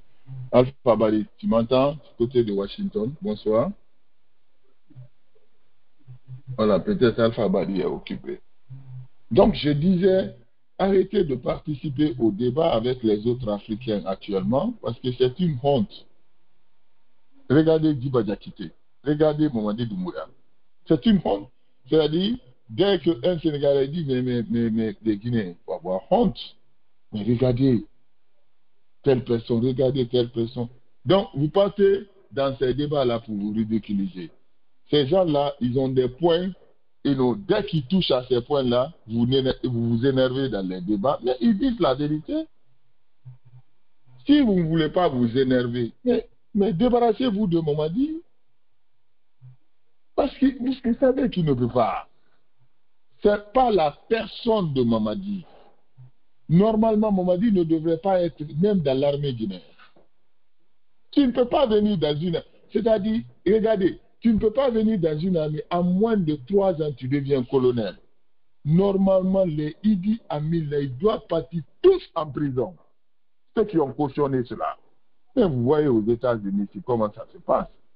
Le gouvernement ils doivent tous répondre devant la justice. Ils n'ont qu'à expliquer la manière dont on recrute. Mamadi a été recruté en moins de 3 ans, il est devenu colonel. Tout cela doit être discuté. Parce que ça, c'est une préparation. Ils ont préparé ce coup d'État-là à ciel ouvert. Mais bon, quand on a reçu le directeur du protocole de Alpha Condé ici sur cette plateforme, Senkoum Kaba, paix à son âme. Le débat est là. Il a dit que Alpha Condé n'a jamais connu Mamadi. Et la Guinée. Il a confirmé ce que Mamadi a dit. Vous mettez quelqu'un à la tête d'un bataillon des forces spéciales. Un jeune de 30 ans et quelques. Je crois qu'il avait 38 ans. J'ai dit, mon frère, vous ne connaissez pas la Belgique, non? Que je crois qu'on avait menti à Alpha Condé. J'ai dit, là. Ça, c'est quel pays ça encore? C'est un coup qui dit, hein, l'audio est là. Si vous voulez, je balance l'audio. C'est-à-dire, ils sont venus parler de Mamadi à Alpha Condé. Alpha Condé, je ne sais pas si... Bon, vous savez, ça, c'est des trucs qui se passent... je ne sais pas comment tu peux expliquer cela. Alpha Condé n'a même pas eu le temps de faire la connaissance de Mamadi. Il les a laissés gérer cette force spéciale-là comme ça. Il a vu Mamadi peut-être une fois. Après, il se dit, voilà, donc je vais les laisser gérer. Est-ce que ça, c'est un président, ça? Ta propre sécurité. Ta propre sécurité. Tu négliges, tu banalises comme ça ta propre sécurité. Et c'est ce Mamadi-là, jusqu'au jour où il a arrêté Alpha Condé l'appelait mon fils. Sans le voir, mais il ne s'intéressait même pas à Mamadi.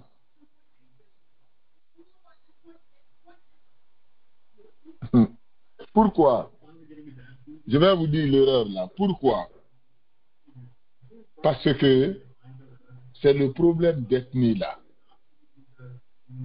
C'est ce qui a fait partie Alpha Condé. Parce que les forces spéciales ont été formées pour protéger le pouvoir malinké.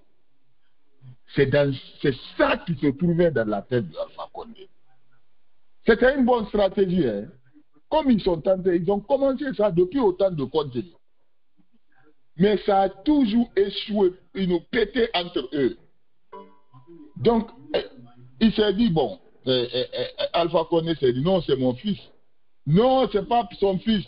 C'est cet esprit pour protéger le pouvoir malinké là qui se trouvait dans la tête de Alpha Condé. C'est ce qui a fait partie Alpha Condé. Il a été surpris qu'il avait affaire à des bandits. Avec des bandits, on dit est venu le prendre. Mamadi, ça sera la même chose. Ils ont fait le pouvoir de Mamadi comme un pouvoir malinqué. C'est pour protéger le pouvoir malinqué. Lui aussi, il partira comme ça parce que la Guinée n'a plus besoin de ça. Le Guinéen qui souffre à l'Abbé, c'est la même souffrance qui se trouve à Conakry, c'est la même souffrance qui se trouve à Cancan, à Zérekouré, partout. Toi, tu ne peux pas profiter des ethnies pour te maintenir. C'est ce qui se passe. Mamadi va, les gens qui sont, c'est un pouvoir malinqué, c'est le Manding qui a gagné, mais en attendant, les gens sont en train de mourir à Cancan et à Sigiri. Mais les gens n'ont plus le temps de ça. Mamadi ne peut rien faire économiquement. La souffrance, c'est la souffrance. C'est les Guinéens qui souffrent. C'est ce que les Guinéens doivent comprendre. Tant que les gens sont dans cette affaire ethnique-là, ils iront comme Dadis, comme Alpha Condé. Mamadi aussi est sur le point comme ça. C'est parce qu'ils n'ont pas de programme. Comment quelqu'un peut chercher le pouvoir pour son ethnie? Donc, c'est pour cette raison Alpha Condé a échoué dans ce sens parce que ils ont mis dans sa tête, même la création des forces spéciales, c'est ça. C'était une bonne stratégie, je vous ai dit. Mais ça a mal fini. Ça a très mal fini avec Alpha Condé. Mamadi a pris la relève. Donc, sortons dans ça. Et Mamadi, vous avez vu les péchés, ils se trouvent sur le même chemin. Même chemin. Ils ont dit, ouais, Mandela. Attends, c'est le pouvoir Mandela. Il va jusqu'à... On va se réveiller un jour, il est attrapé. Parce que le Guinéen, ce n'est pas le Mandé ou la basse-côte qui se trouve. Le Guinéen souffre. Le Guinéen souffre. Mais il y a un Guinéen qui m'a appelé la fois dernière. Je crois que c'était l'année passée. Et sur les réseaux sociaux, sur mon messenger, M. Barry. Parce que moi, souvent, je ne fais pas de live. Il m'appelle, il me dit, M. Bangoua, j'ai dit oui. Sa femme a pris le téléphone. Parce que lui, l'homme hésitait quoi. Pour vous dire la gravité des choses, hein, l'homme hésitait, sa femme a pris le téléphone.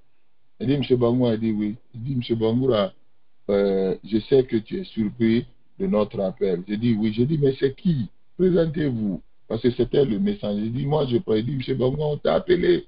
Parce que moi, je ne réponds pas aux messages des appels des messagers. J'ai dit, on t'a appelé. J'ai dit, ouais, j'ai vu le numéro là. Parce que je ne vous connais pas. C'est pour cette raison que je ne prends pas. La femme me dit, M. Bangoura, pardon pour l'amour de Dieu. Ça fait combien de jours ma famille n'a pas mangé. Et quand on vous appelait là, ça faisait des mois, on voulait vous expliquer des trucs.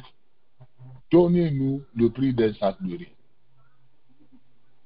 J'ai dit non, parce que pour moi, c'était des anarcheurs, quoi. Donc, ici, Mais mon frère, on a envoyé quelqu'un là-bas pour vérifier. C'était vrai. Les gens ont fait autant de Mamadi là. Parce que pour vérifier, j'ai dit à mon jeune frère, va dans la famille là, vérifier pour moi.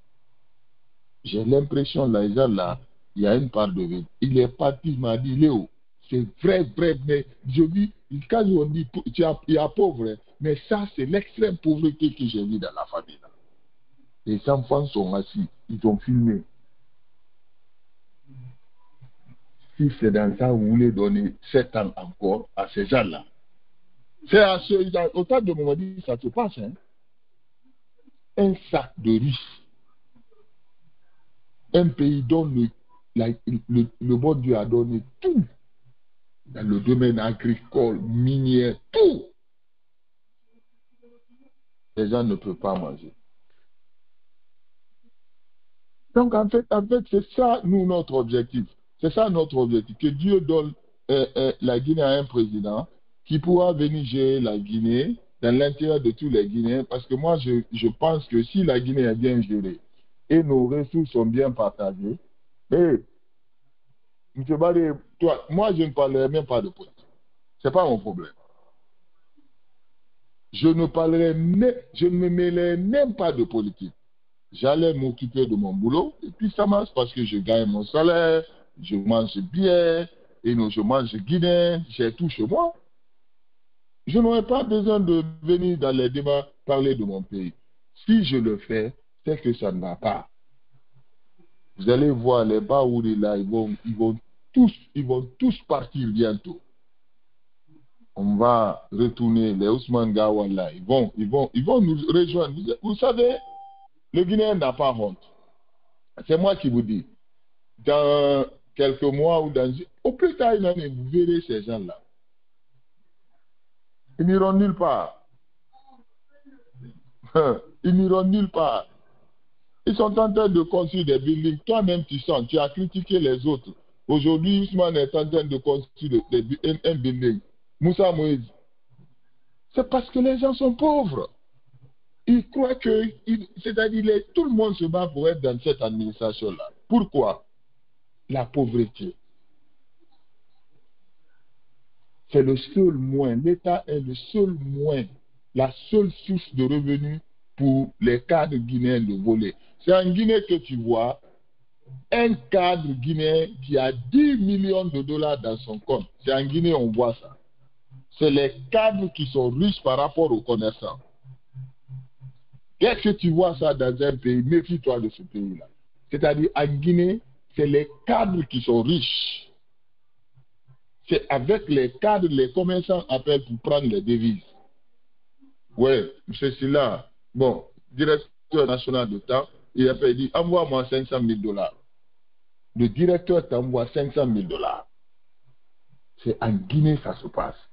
Alors, si vous voyez, vous avez un pays comme ça, vous voulez laisser ce pays-là dans la main de Mamadi encore. Mais non, là, ça c'est moi, je laisse le soin aux Guinéens de gérer ça. Tout ce que moi je sais, je demande à tous les Guinéens de faire une analyse par rapport à l'approche de Mamadi, la manière dont il a déposé, il a fait son dépôt. Est-ce que c'est sincère ou malhonnête? Pourquoi il n'est pas sorti au moins pour nous expliquer les raisons qui lui ont poussé? Il nous regarde dans les yeux, il nous dit les raisons qui m'ont poussé de faire ça et ça. Celui qui ne fait pas ça, mais vous lui donnez la chance, il va gérer la Guinée dans le mensonge, dans la malhonnêteté. Et ça sera causé par les Guinéens. Mais c'est ce qu'il fait. Il n'a pas parlé, il dépose sa candidature. Pourquoi? On lui a dit, si tu parles, ça sera tu aurais provoqué d'autres problèmes encore. Parce que c'est ta parole là qui nous a mis dans cette situation. On est en train de te sauver, donc tu n'as rien. Maintenant, s'il ne dit rien encore, il renforce sa malhonnêteté. Les Guinéens vont dire, même s'il ne le dit pas, tu vois, le gars là est malhonnête. Un jour viendra, les gens vont jurer de moment. Ils vont commencer, ça se passera, hein. Ils vont, dans les débats, ils vont dire, ah, lui c'est un menteur comme Mamadi Doumbouya. Mamadi ne connaît pas ça. Ils vont le dire, ils vont dire, vous voulez, allô Mamadi. Ça va se passer. Parce que c'est une honte. C'est une... J'ai écouté les débats africains, mais je n'en revenais pas. Les gens même riaient des Guinéens.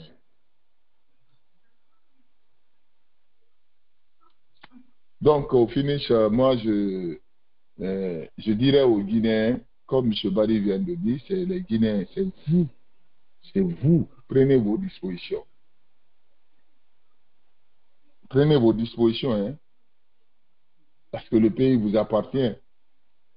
Ces gens-là, c'est des menteurs. Celui qui vous a menti dès le départ, quand il a pris le coup d'État, il a fait le coup d'État.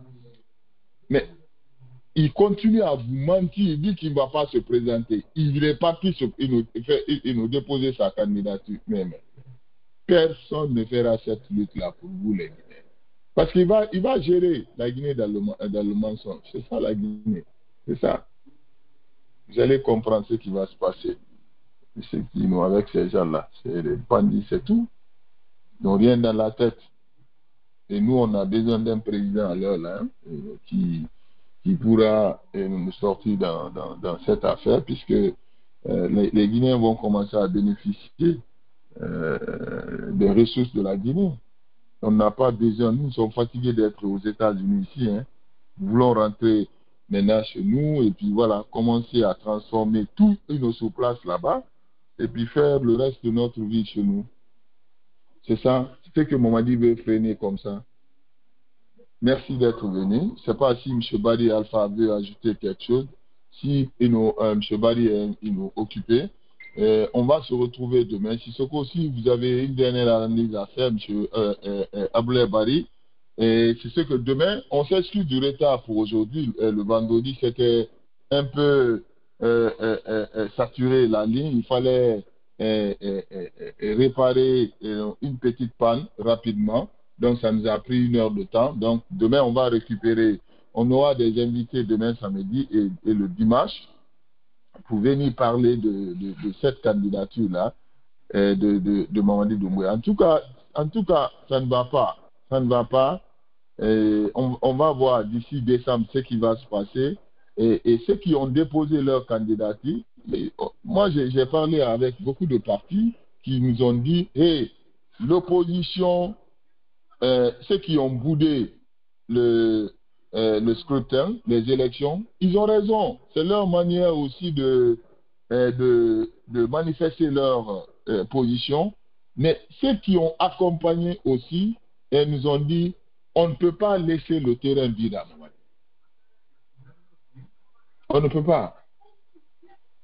Il faut le faire comme ce qui s'est passé au Madagascar. Et je crois il y a 4 ans, les élections,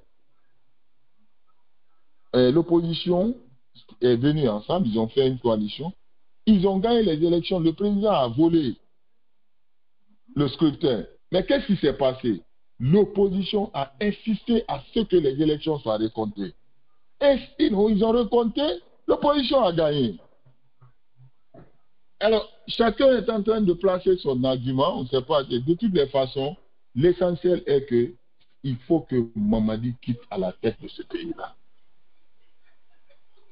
Si vous pouvez le faire par les élections ou sans les élections, il faut qu'il quitte, ces bandits-là quittent à la tête de ce pays. C'est ça la réalité. Alors, merci d'être venu. M. Sissoko, si vous avez une dernière analyse, M. Aboulaye Bari, vous avez un dernier mot rapidement. On va fermer ce débat. On va continuer à fixer cette petite panne. On est en train de travailler sur ça, réparer la panne là rapidement. Voilà, se préparer pour le débat de demain. Ça sera un débat très intéressant, le débat de demain. J'aurai des invités de Conakry. On va venir parce qu'il ne peut pas, il ne peut pas parler alors là à Conakry. Hein.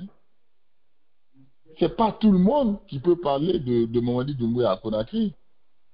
On va te faire disparaître.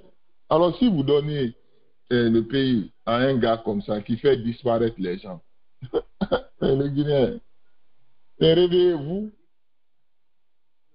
Alors, M. Sissoko, un mot de fin rapidement. Merci d'être venu encore, chers auditeurs. C'est comme ça que ça se passe tous les week-ends sur la plateforme de la diaspora, du vendredi au dimanche. M. Aboulaye Bari, vous avez un dernier mot rapidement? Non, M. Bangoula, merci beaucoup. On se reprend demain, Inch'Allah. Demain, Inch'Allah, d'accord. Merci à vous, mon frère. Passez un bon week-end. Demain, on se reprend. On va faire un débat plein de 2 heures demain. On s'excuse encore de la panne d'aujourd'hui. Mais voilà, on va se débrouiller comme ça jusqu'à demain, quoi. Demain, ça sera un débat plein de 2 heures. M. Sissoko, un dernier mot rapidement. Alpha Badi est là, mais vous savez, ils sont occupés. C'est ce que je dis aux Guinéens. J'ai dit, les Guinéens se battent dans les débats ici, étant occupés, ils travaillent, ils sont au travail, mais ils cherchent à avoir un temps d'antenne pour dire un mot. Parce que c'est le travail. C'est le travail. Ici, on travaille. C'est ce système-là qu'on veut faire entrer en Guinée. Il faut mettre le Guinéen au travail. Vous allez voir, les problèmes des Guinéens vont finir. Tout de suite. Il faut mettre les Guinéens au travail. Alors, M. Sissoko, un mot de faire rapidement.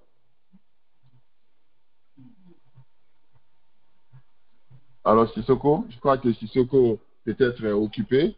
Alors, chers auditeurs, merci d'être venus. Je vous remercie de votre participation. Demain, on se retrouve dans le grand débat de ce samedi. C'est toujours un plaisir de vous retrouver. Et demain, ça sera un débat plein de 2 heures de temps. Et nous allons avoir des invités qui vont venir faire des analyses avec nous sur la candidature de Mamadi. Encore une fois, bonne nuit. Nameni son toma meni yo emarigi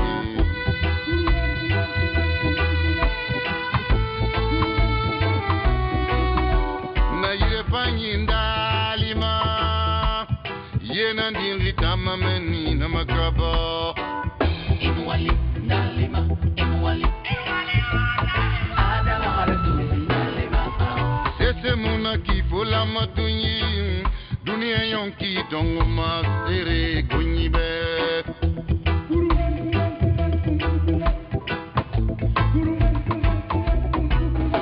nakola mandalima tena mula ribori bumameni Allahu akbar inwali ndalima inwali ada maharatu ndalima sese muna fanna la matungiyo na jahannama tongo masere kunyibe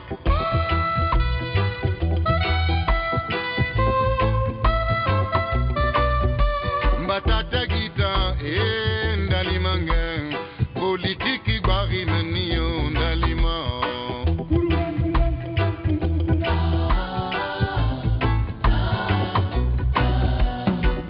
na politiki ndalima dogobore maigeringa nana kindalima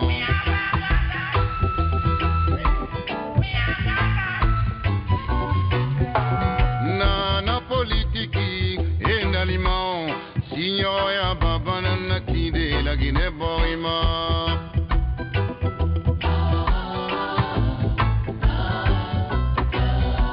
endalima imatoriba sembeto nondi don feto la Guinée borima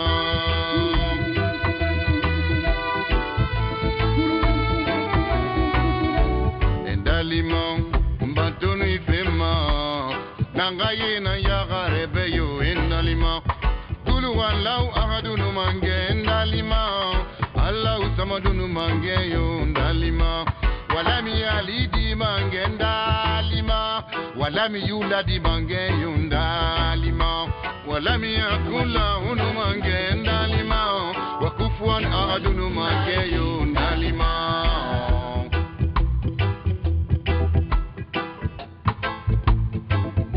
nakumpa yakunu mange ndalima